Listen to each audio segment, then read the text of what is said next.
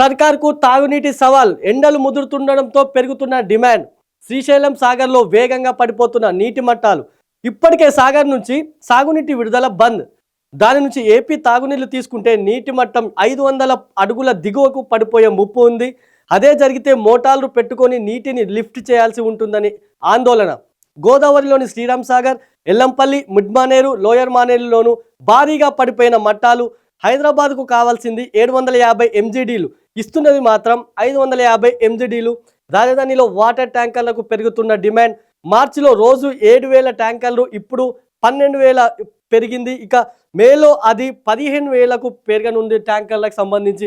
ఇది నిజంగా ఒక ఆందోళన కలిగించే అంశంగా మనం చెప్పొచ్చు. ఇది హైదరాబాద్కి అయితే ఇప్పటికే హైదరాబాద్లో నీటి సమస్య అయితే తీవ్రం అవుతూ వస్తున్నది.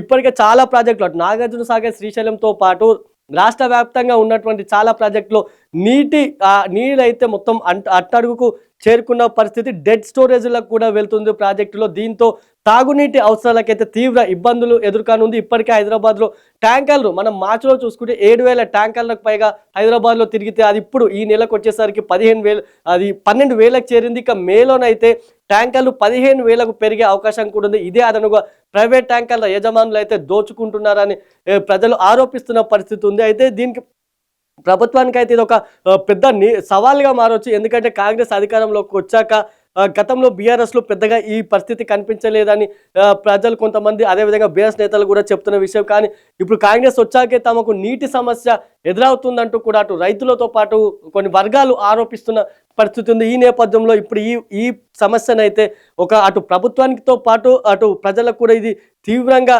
ఇబ్బంది పెట్టే అంశంగా ఉంది. ఎండలు ముదురుతుండడంతో సర్కార్కు తాగునీటి సరఫరా సవాల్గా మారుతున్నది.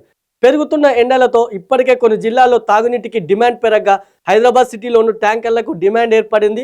ఏప్రిల్ ప్రారంభంలోనే పరిస్థితి ఇలా ఉంటే మేలో మరింత తీవ్రంగా మారొచ్చన్న ఆందోళన వ్యక్తమవుతున్నది. మరోవైపు ఇప్పటికే సాగునీళ్ల పేరు చెప్పి శ్రీశైలం, నాగార్జున సాగర్ ఖాళీ చేసిన ఏపీ ఇప్పుడు తాగునీటికి సాగు చూపి మరిన్ని నీళ్లను తరలించే ప్రయత్నాలు చేస్తున్నట్టు తెలిసింది. వీటన్నిటిని దృష్టిలో పెట్టుకొని ఇప్పటికైనా జాగ్రత్త పడకుంటే ఎండాకాలంలో తాగునీటి కష్టాలు తప్పేలా లేవని అభిప్రాయాలు వ్యక్తమవుతున్నాయి.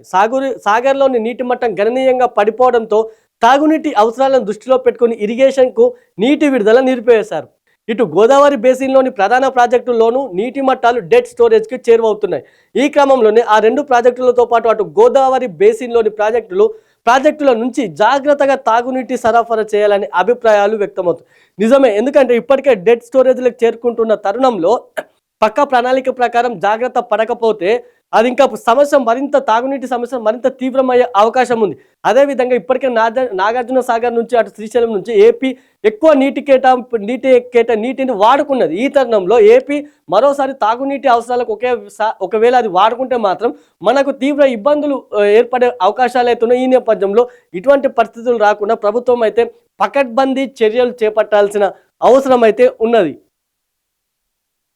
ఇక రైతుల భూమికి ప్రభుత్వాన్ని బాధ్యత అంటూ పొంగిలేటి వ్యాఖ్యానించిన పరిస్థితి మనం మాట్లాడుకున్నది. ఇక నాకు మంత్రి పదవి రాకుండా జానారెడ్డి అడ్డుకుంటున్నారు.